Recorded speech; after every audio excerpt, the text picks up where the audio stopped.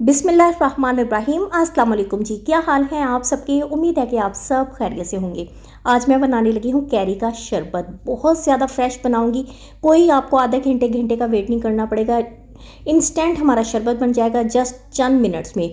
बहुत easy recipe है। आजकल की लू और इतनी तेज़ गर्मी से बचने का ये बेस्ट आइडिया है कि आप जल्दी से झटपट से शरबत बनाएं और इंजॉय करें, अपनी गर्मी की तपश को ख़त्म करें।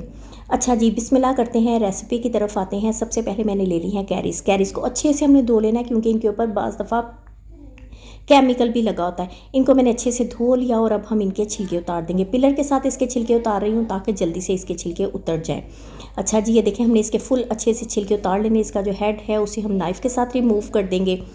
ये देखें, बड़े ही ज़बरदस्त तरीके से मैंने इसके छिलके उतार लिए। अब जनाब हम कटिंग की तरफ आते हैं। इसकी कटिंग हम नाइफ़ के साथ सिंपली इस तरह रफली कटिंग कर देंगे। बाज़ दफ़ा क्या होता है, इसके अंदर जो गुठली होती है ना, वो बहुत ज़्यादा सॉफ्ट होती है, जिससे ईजीली गुठली तक कटिंग हो जाती है। लेकिन इसकी गुठली सख्त है जिसकी मैं कटिंग कर रही हूँ। अगर सॉफ्ट गुठली हो तो आप सेंटर से कट करें, गुठली अंदर से निकाल लें और इजीली कटिंग हो जाएगी। ये देखें, मैंने इसकी कटिंग कर दी है और ये जो गुठली है इसे हम ज़ाया कर देंगे। चंद हमने ले लेने हैं पुदीने के पत्ते। पुदीने के पत्तों को भी पहले मैंने धो लिया है और इसी तरह सिंपली एक मुट्ठी भर कर जस्ट मैं पुदीने के पत्ते लूँगी। पुदीने के पत्ते हमने ज़्यादा यूज़ नहीं करने हैं, वरना एकदम से ये कड़वा हो जाता है। पुदीना का पत्तों का जो फ्लेवर होता है वो बेसिकली कड़वा ही होता है। अच्छा जी, अब हमने इन सारी चीज़ों को ब्लेंडर जार में ऐड कर दिया। ठंडा यख हमने पानी इसमें ऐड करना है और साथ में जनाब हम अपने फ्लेवर के हिसाब से, मैंने तकरीबन हाफ़ कप ले लिया था चीनी का। अपने फ्लेवर के हिसाब से मीठा ले लीजिएगा।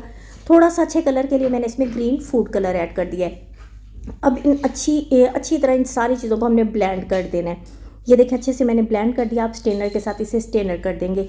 इसका ये बेनिफिट होगा कि पुदीना और जो भी है वो हमारे मुंह में नहीं आएगा, सिर्फ एक फ्रेश सा और टेस्टी सा शरबत हमारे मुंह में आएगा। इसके अलावा ये कि थोड़ा थोड़ा मैं पानी ठंडा दोबारा से डालती जाऊँगी साथ साथ।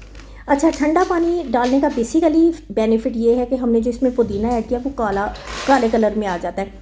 इससे हमारा शरबत ग्रीन शेड में ही रहेगा।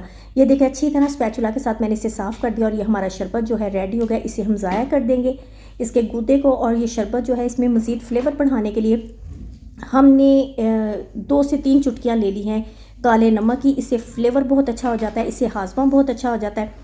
इसमें काला नमक ऐड करेंगे और साथ ही हमने इसमें बर्फ़ ऐड कर देंगे और 1-2 बार इसकी मिक्सिंग करेंगे। फुल ठंडा यख ये शरबत हम पियेंगे। यकीन करें, आजकल की जो गर्मी है वो हमें फ़ील होगा कि गर्मी है ही नहीं। बहुत अच्छा फ्रेश शरबत है, बहुत टेस्टी है। लाजमी आपने ट्राई करना है। मुझे कमेंट में ज़रूर बताना है आपको कैसा लगा।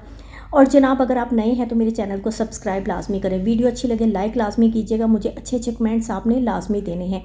अपना बहुत सारा ख्याल रखिएगा, अपनी दुआओं में याद रखिएगा। अल्लाह हाफिज़।